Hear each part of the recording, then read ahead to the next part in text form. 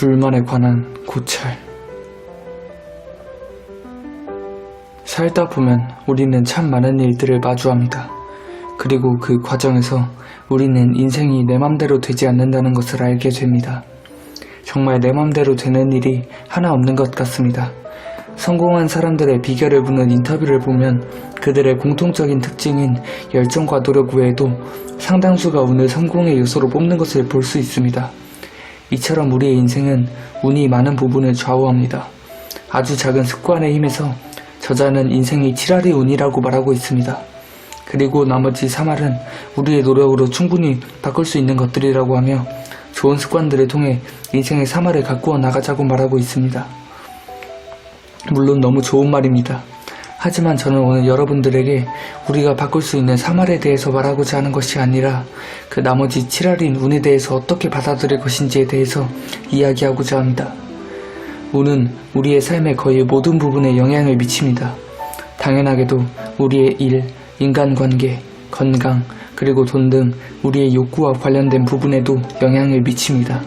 운이 좋은 쪽으로만 작용해준다면 더할 나위 없이 좋겠지만 앞서 말씀드렸다시피 그 반대의 경우가 훨씬 많습니다. 그렇게 되면 우리는 욕구가 채워지지 않아 불만이 생기게 됩니다. 왜 하필이면 하고 말이죠. 이는 자연스러운 현상입니다. 우리의 본능과도 관계되어 있습니다.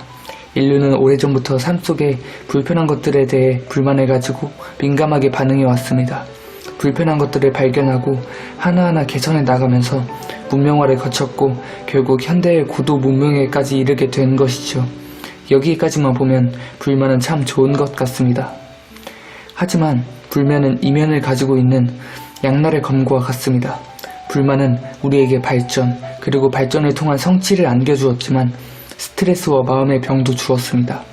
예전에는 개인 혼자의 의지만으로도 할 수 있는 것들이 많았습니다.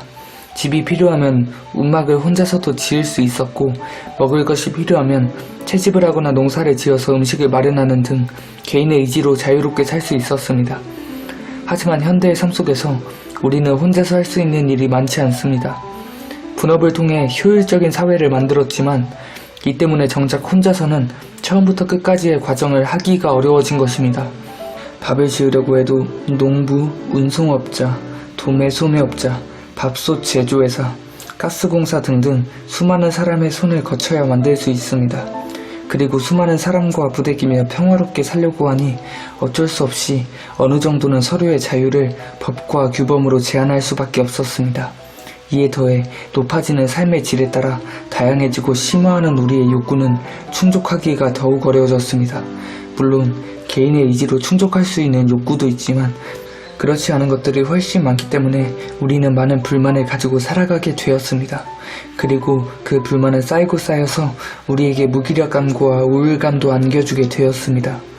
앞에서는 너무 단적인 예를 들었지만 우리가 흔히 접할 수 있는 상사, 부하 직원, 또는 가족과의 갈등 등 개인적인 영역부터 빈부격차, 젠더 갈등과 같은 사회적 문제까지 다양한 곳에서 우리는 불만을 가지게 됩니다. 당연히 더 큰 범주로 갈수록 개인의 의지로 해결하기 어려울 것입니다.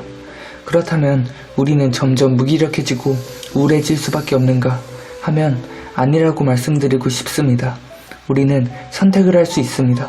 불만을 품고 맞설 것인지 아니면 인정하고 받아들일 것인지. 물론 커다란 문제들에 불만을 품고 맞섰던 분들이 계셨기에 우리 사회는 이만큼 발전할 수 있었고 이는 정말 감사한 일입니다. 하지만 모든 사람이 그렇게 맞서 싸울 순 없습니다. 자신의 삶이 더 중요한 사람도 있고 그럴 만한 여유가 없는 사람도 있습니다.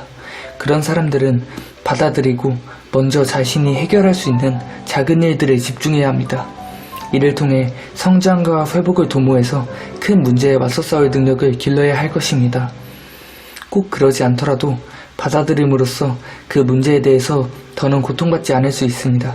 하지만 정작 자신의 삶은 사소한 문제들로 가득함에도 불구하고 큰 문제들에 대해서 깨어있는 척 비판하고 불평하며 자신의 문제의 원인을 외부로 돌리고 현실을 회피하는 사람들이 문제가 되고 있습니다. 이에 대해서 조던 피터슨 교수는 가서 방 정리부터 하라고 합니다. 개 이름조차 모르는 사람이 명곡을 작곡할 수 없듯 자신의 사소한 문제 하나 해결하지 못하는 사람이 큰일을 해결할 수 없다는 것입니다. 여러분, 이처럼 불만을 대하는 방식에는 여러 가지가 있습니다. 제 생각엔 정답은 없지만 오답은 있는 것 같습니다. 여러분은 어떻게 생각하시나요? 또 여러분이라면 어떤 선택을 하시겠습니까? 뇌피셜 전해주는 남자였습니다.